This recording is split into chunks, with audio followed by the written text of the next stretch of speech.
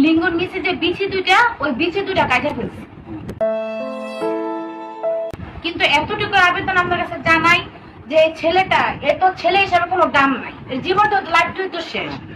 কারণ এর বাপ মা আশা আছে জীবনে সে বড় হবে, বিয়ে শাদী করবে, নাতিন দেখবেন, তো এর জীবনটা একদম শেষ হয়ে গেছে।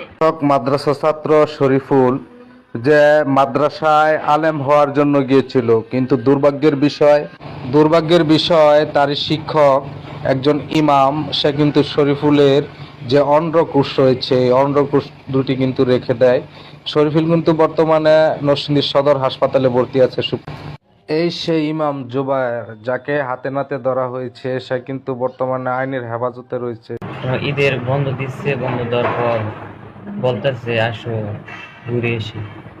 গরম প্রচুর, গরমের জন্য পাওয়ারে একটি বোতল কিনছিল, পরে খাবার খাওয়াইছিল। পরে এক ডুব খাওয়ার পর দেখি তিতা লাগে, পরে বলছে তিতা খেলি, পরে কয় কইতারি না, কথা ঘুরাইলি।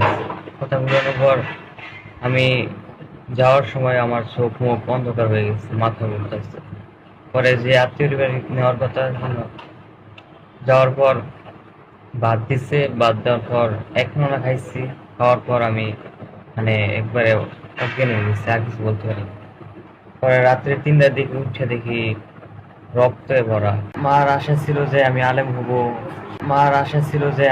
হব, বড় মাওলানা হব, মুফতি হব, দেশের মধ্যে দিন প্রচার করব। কিন্তু যে কাজটি, যে ঘটনাটি হয়েছে তা অন্য কোনো লোকের সাথে হতে পারে, এবং এখন আমাদের কি ভবিষ্যতে কি হবে আল্লাহই ভালো জানে। আপনারা ছেলে গেছে বড় আশা করে মাদ্রাসায় লেখাপড়া করে বড় আলেম হইব, এখন আমার ছেলের কি অবস্থা হইব আমি কার কাছে যাবো, আমি কোনো বুঝি না।